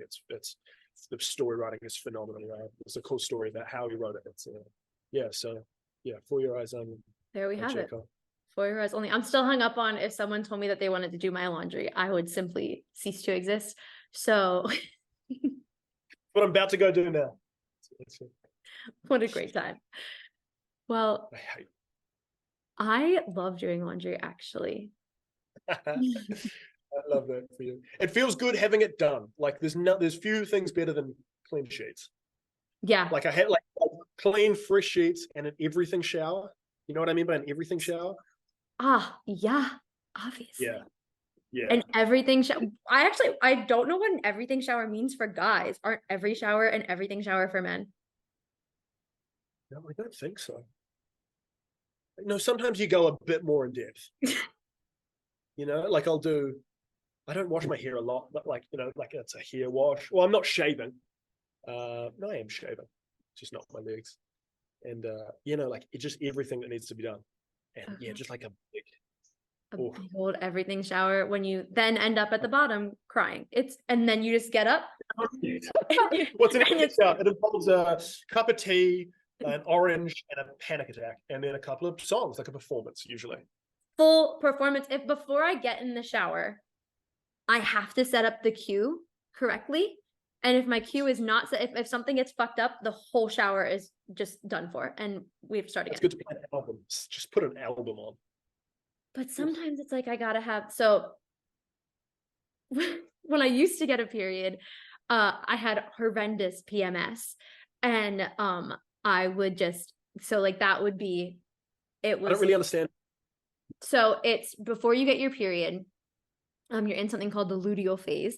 And for some women, you're just like emotions kind of, it has to do a lot with like hormone imbalances, and your emotions get just wonky as fuck, which is why women will joke and it's like, oh, I don't need a period tracker. I just cry at every single thing. And then I know I'm going to get my period. And for me, Actually, the experience. Yeah. So once a month, is it once a month? Yeah, once a month. You just like, for how long? 3 days? 2 or 3 days? What? You get your period or you cry? No, is the PMS a stage? The PMS is like the stage right before your period. So it's normally like, it can be like a week or so, like probably like mine used to be like the week before I got my period. I would just be like, kind of like, it's like the precursor to your period. So it's like, I want to eat everything in existence and I want to cry and I want to just do, yeah. And so it's quite a while. A week is quite a while. I feel like my experience was not normal, but so my old roommate, one time we were hanging out with people and Olivia Rodrigo got brought up and she was like, yeah, I can always tell when Cassidy's about to get her period because she just plays sour all the time. And like, I started dying. I was like, yeah, that's actually really accurate because that's like all I just wanted to be sad and I wanted to sit with my feelings and I would sit in the bottom of the shower while enough freaking played in the background and I would just be like, out here. It actually is, and it is brutal out here. It is brutal out here. And that's what you got to do. And then you get out and then you go stay on the couch and the clean sheets and you're good to go. And you're good to go and you just feel better. Hell yeah. So our tips to get through life: good music, good TV shows, good books, good friends. Oh, I wouldn't dare give a tip to get through life. I'm still trying to figure it out. That's perfect. I'm hesitant to share my ideas. Like it's weird having a platform. I don't know what to call it, a platform, but I'm hesitant to share my ideas because like ideas are scary. Like you can get taken over by an idea completely. And like once you've spoken an idea, like you have no control over how that's no approached. control. No. So I'm still figuring that out. Like hesitant to be like, here's what you should do. I doubt I'll ever be like, here's what you should do. No. Better. Like because what the fuck? One, what's better, and two, what the fuck do I know? Yeah. Well, I also think everyone's experience, every body is different. So something that may work for me doesn't work for the next person, and that's okay. I can be like, hey, this kind of helped me. It may not, like for me. So every single night, I have a whole stretching routine that I go through and I meditate every single night. My sister cannot do that. Like that is not something that calms her down. It actually stresses her out more and it just like doesn't work for her.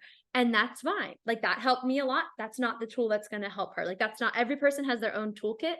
You just have to figure out what goes in your toolkit. And sometimes you got to switch your tools up. Absolutely. Perfect. Absolutely. Well, thanks for joining me again. Thanks for having me. What was the outro? What was the? Do we need to? Was that the outro? That Oh, 10-minute? 10-minute Was that outro. the- No, I'm gonna do it right now, and then I'm just gonna stop the recording. So, ready? I love that. All right. Okay. Boom. Boom. Okay. Once again, Oliver, thank you for being on the podcast. Thanks for chatting with me. Please come back and join us, and we can talk about whatever the fuck we want to talk about, and it'll be great. If you want to listen to more of the podcast, It Goes Without Saying podcast on Spotify. You can find us at IGWS Podcast on Instagram and TikTok. You can find Oliver on TikTok and Instagram. What's your handle? It's Oliver Mills in. Oliver Mills N, people. You'll Come say want to hello. watch. Come say You hello see to me in him. the kids' stuff. Sing, dance, have a great time. Peace out. Peace.